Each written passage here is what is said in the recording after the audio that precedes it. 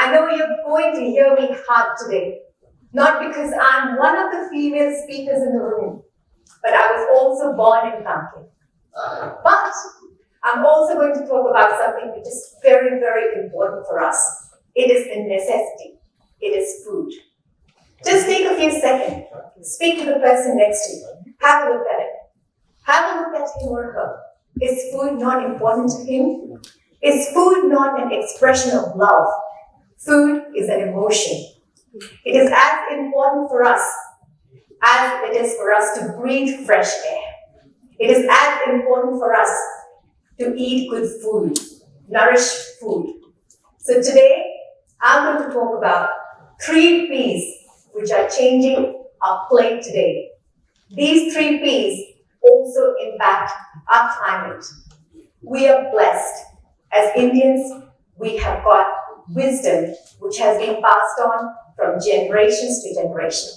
We all have medicinal wisdom, but that somewhere has been lost.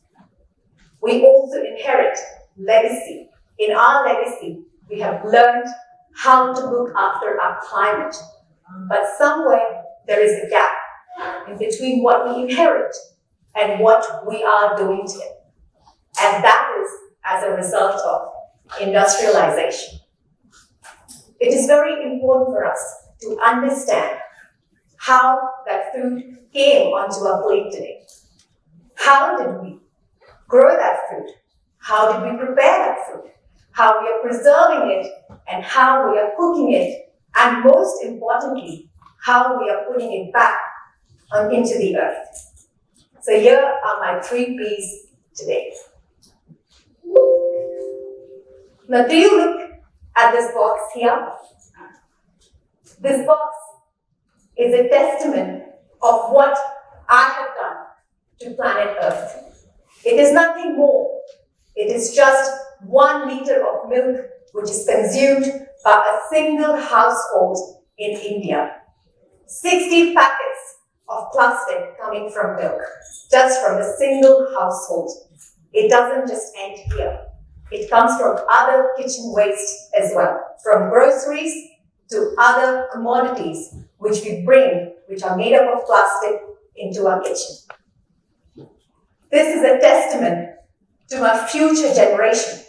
If this plastic goes into a landfill, it will take 400 years to decompose. But if it travels to the ocean, probably it will get broken down into microplastics, which will be eaten by the marine, and it will come back into us when we consume fish.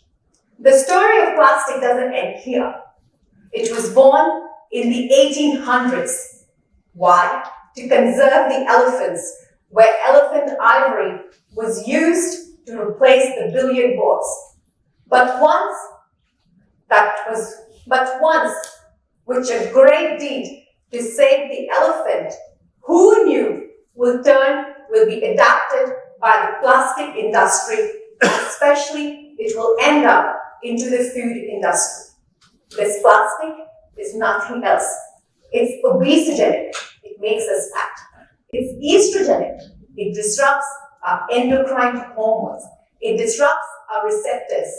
It is nothing more than being androgenic. And if it is eaten, or if it gets broken down into microplastic, it passes through our blood barrier and it also enters a mother's womb. So what are we doing? This plastic was not given to us by our ancestors. This plastic is given to us by our actions.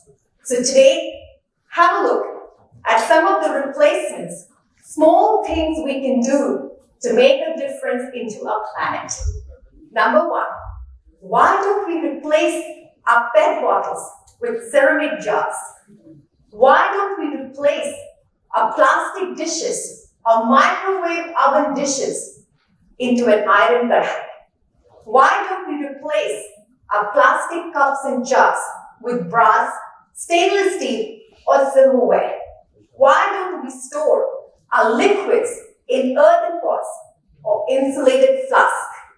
If you look at it, our day begins with plastic. We wake up in the morning, we go and brush our teeth. Our toothbrush is plastic. We go and use our mouthwash. Our mouthwash is plastic. We enter our kitchen to prepare tea, and we use milk, which is a plastic. Our tea bags are also made up of plastic. We open cereal containers, which is also a plastic. We begin our day with plastic. We end our day with plastic. That is my number one P. Let us just take one simple step from our ancestral wisdom is to replace plastic in our kitchen so that we do not fill our land. COVID pandemic has paralyzed food security system of many nations in the world.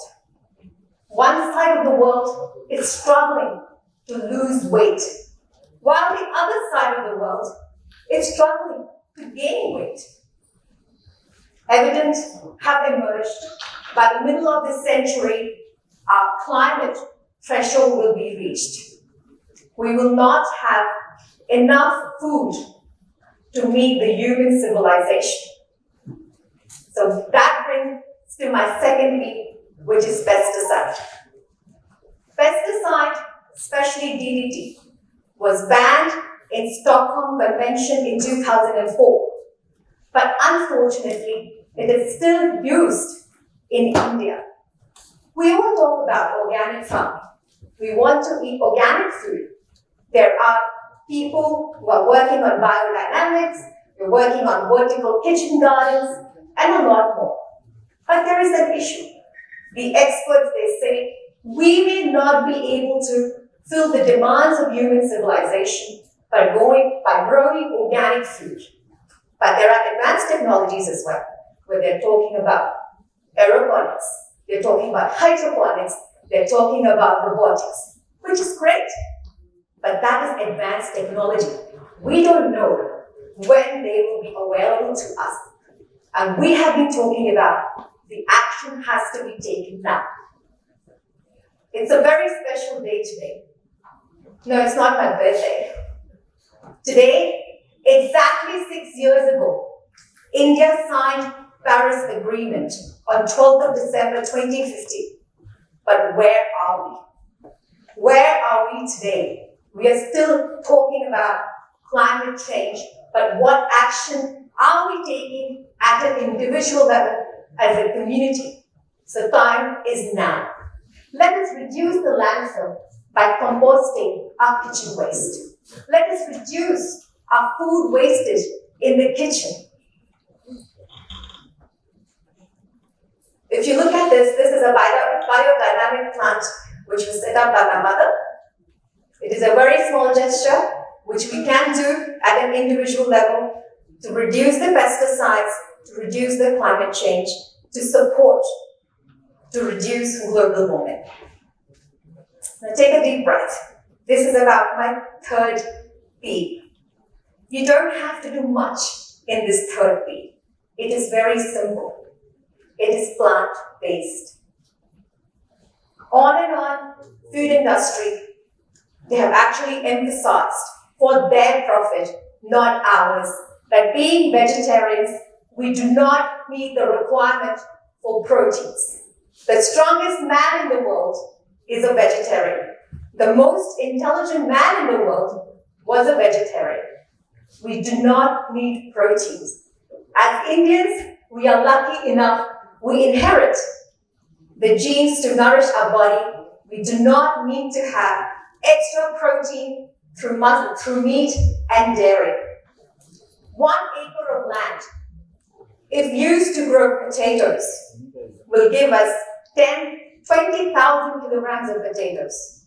Will also give us 20,000 kilograms of onion. It will give us 15,000 kilograms of carrot. But it will only raise animals to give us 27 kilograms worth of meat in a year. The only side effect for a plant-based diet is we lose weight. We improve our climatic conditions by reducing greenhouse gases. We improve our cardiovascular health. We reduce our budget on our hospitals. So it is high time we realize that these three plagues impact our climate. If we continue to be vegan, we save 10 kilograms less of carbon dioxide going into the air. We save 1,100 gallons of water. We reduce 24 kilograms of grain going into the animals.